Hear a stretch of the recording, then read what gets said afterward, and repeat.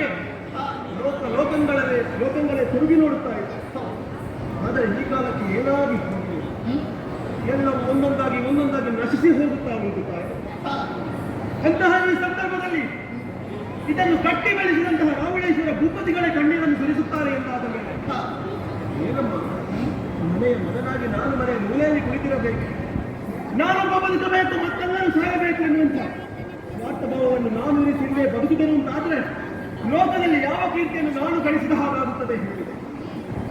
ಯಾರ್ಯಾರು ನಮಗಾಗಿ ಪ್ರಾಣವನ್ನು ಬಿಡುತ್ತಾ ಇದ್ದಾರೆ, ಎಷ್ಟೋ ಮಂದಿಗಳು ತಮ್ಮ ಪ್ರಾಣವನ್ನು ಸಮರ್ಪಿಸುತ್ತಾ ಇದ್ದಾರೆ ಈ ನೆಲಕ್ಕೆ ಬೇಕಾಗಿ.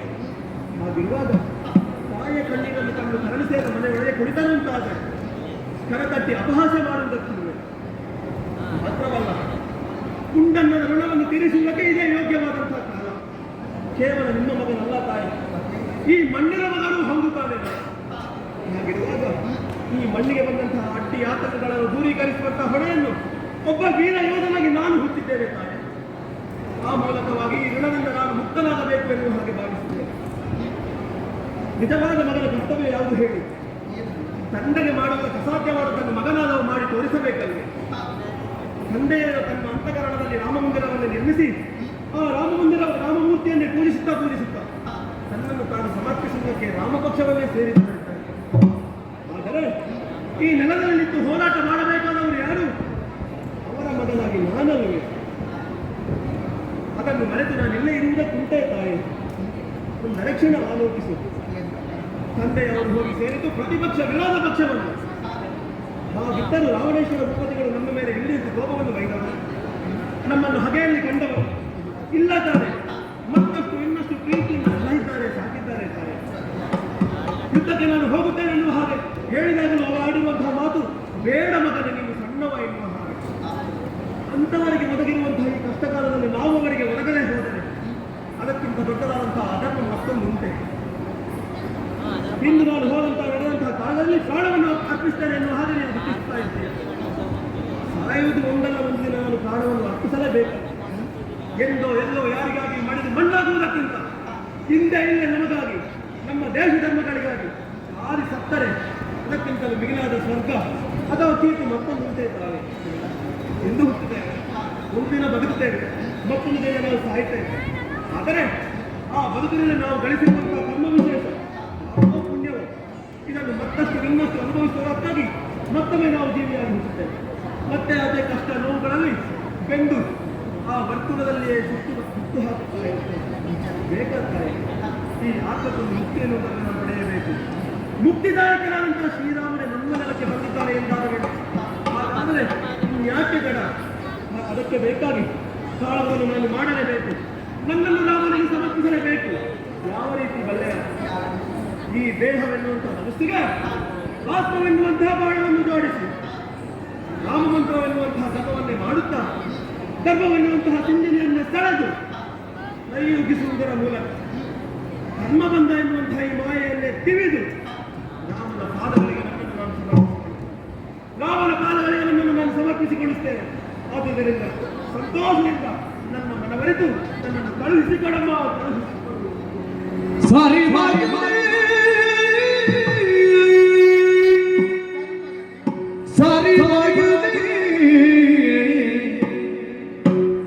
ರಾಮ ಸೇವೆಯು ನಿನ್ನ ಪಿತಗಾಯ್ತು,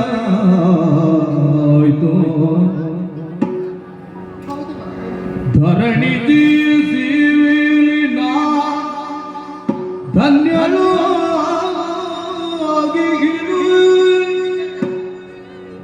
ತರಳನಾಗಿರಿ ನೀನು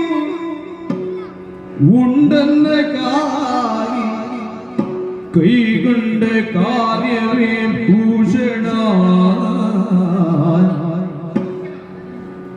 मेरे मगने ನೀ मेरे मगने ತತ್ವಮಸಿಯೋಬುದಲು ನೀ ಬಲ್ಲಿ ತರಡಿ ಮೆತ್ತಿಸುತ್ತರಿ ವಸುಧರಿ ಅನುಪವಾದ ಕೀರ್ತಿಯನ್ನು ಪಡೆಯುವುದು ಹರಸಿದಳು ಹರಸಿದಳು ಹರಸಿದಳು ಸಾಧ್ವಿಸರನೇ ಸರಿ ಮಗನೇ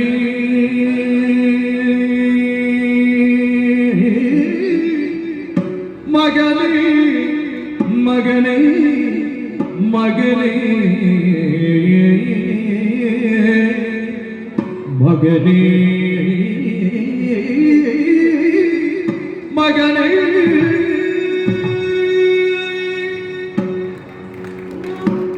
ಸರಿ ಮಗನೇ, ನಿನ್ನ ಮಾತನ್ನು ನಾನು ಒಪ್ಪಿಕೊಳ್ಳುತ್ತೇನೆ. ಒಪ್ಪಿದೆಯಾ ತಾಯಿ? ಇಷ್ಟರವರೆಗೆ ನಾನು ಯುದ್ಧಕ್ಕೆ ಹೋಗುವುದು ಬೇಡ ಬೇಡ ಎನ್ನುವುದಾಗಿ ಹೇಳಿದ್ದು ಯಾಕೆ ಗೊತ್ತಿಲ್ಲ? ನನ್ನ ತಾಯಿ ಮನಸ್ಸು ಮಗನಿಗೆ ತಿಳಿದು ಮಗನೆಂಬ ಮಮಕಾರದಿಂದ ಮಗನೆಂಬ ಪ್ರೀತಿಯಿಂದ ಹೇಳಿದ್ದೇನೆ ಹೊರತು ಅನ್ಯತಾ ಅರ್ಥ ಮಾಡಿಕೊಂಡಿದ್ದೆ. ಇನ್ನು ನಾನು ನಿನ್ನನ್ನು ತಡೆಯುವುದಿಲ್ಲ ಕಣ್ಣ. ಸರಿಯಾಗಿ ಜಾತಕೀಯ ಮರಣಂ ದ್ರೋಹಂ. ಹುಟ್ಟಿದಂತಹ ವ್ಯಕ್ತಿ ಒಂದಲ್ಲ ಒಂದು ದಿವಸ ಮರಣಿಸಲೇಬೇಕು. ಆದರೆ ಸಾವು ಎನ್ನುವುದು ಬರೀ ಸಾವಾಗಿರಬಾರದು. ಬದುಕಿನಲ್ಲಿ ಏನನ್ನಾದರೂ ಸಾಧಿಸಬೇಕು.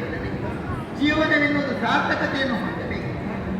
ಇವಾಗ ನೀನಾಡಿದಂತಹ ಜೀವಾತ್ಮವು ಪರಮಾತ್ಮನಲ್ಲಿ ಲೀನವಾದಾಗ ಅದು ಪೂರ್ಣತೆಯನ್ನು ಪ್ರಾಪ್ತಿಯಾಗುತ್ತದೆ. ಋಷಿಮುನಿಗಳೇ ಹೇಳಿದ್ದಾರೆ, ರಾಮನನ್ನು ದೇವರು ದೇವರು ಎನ್ನುವುದಾಗಿ. ಇದೇ ಯಾಕೆ ನಿನ್ನ ತಂದೆಯಾದರೂ ಕೂಡ ಒಡ ಹುಟ್ಟಿದವರು ಹಡೆದ ತಾಯಿಯನ್ನು ಬಿಟ್ಟು ರಾಮನ ಸೇವೆಯನ್ನು ನಿರಾಕರಾಗುತ್ತಾನೆ. ಅದೃಷ್ಟವಶಾತ್ ನನಗೂ ಕೂಡ ಭೂಜಾತೆಯಾದ ಸೀತಾ ದೇವಿಯ ಸೇವೆಯು ನನಗೆ ನಮಗೆ ಇದುವರೆಗೂ ಶ್ರೀರಾಮ ಕಾರುಣ್ಯವು ಲಭಿಸಿತು ಮಗನೇ, ಲಭಿಸಿತು ಕನ್ನ. ನರಳಿಸೇನ ಬೆಲ್ಲದ ಚನ್ನು ಪ್ರೀತಿಯಿಂದ ಕಚ್ಚಲಿ ಅಥವಾ ಸಿಟ್ಟಿನಿಂದಲೇ ಕಚ್ಚಲಿ, ಅದು ಸಿಹಿಯ ಅನುಭವವನ್ನೇ ಕೊಡುತ್ತದೆ ಮಗನೇ. ರಾಮನನ್ನು ನೀನು ವಿರೋಧಿಸುವುದಕ್ಕೆ ಹೊರಟವನು ನೀನು. ಆದರೆ ರಾಮನ ಮೇಲಿರುವಂತಹ ಭಕ್ತಿ ಏನೆನ್ನುವುದನ್ನು ನಾನು ಅರಿತುಕೊಂಡನು. ಸರಿ, ತತ್ವಂ ಅಸಿ ಅಂದರೆ ಅದೇ ನೀನಾಗಬೇಕು. ಅದು ನೀನೇ ಆಗಿದ್ದೀಯ. ಎಲ್ಲವೂ ಹುಟ್ಟಿದಂತಹ ಹೊಳೆಯ ನೀರು ಬಂದು ಬಂದು ಸಮುದ್ರವನ್ನು ಸೇರುತ್ತದೆ ಮಗನೇ. ಸಮುದ್ರವನ್ನು ಸೇರಿದ ಮೇಲೆ ಅದು ಆ ನದಿಯ ನೀರು, ಆ ಹೊಳೆಯ ನೀರು ಎಂಬುದನ್ನು ಅದನ್ನು ಬೇರ್ಪಡಿಸುವುದಕ್ಕಿಲ್ಲ ಕಣ್ಣ. ಹೀಗೆ ರಾಮನನ್ನು ನೀನು ಸೇರಿದ ಮೇಲೆ ನೀನು ರಾಮನಾಗಿರ್ತೀಯ ಮಗನೇ. ಇದರಿಂದ ಪೂರ್ಣತೆಯನ್ನು ಪ್ರಾಪ್ತಿಯಾಗುತ್ತದೆ. ಹುಟ್ಟು ಸಾವು ಎನ್ನುವಂತಹ ಗೊಂದಲದಿಂದ ನೀನು ಮುಕ್ತಿಯನ್ನು ಪಡೆಯುತ್ತೀಯ ಮಗನೇ. ಧರಣಿ ಕುಲಜರ ರಣದಲ್ಲಿ ಮೆಚ್ಚಿಸಿ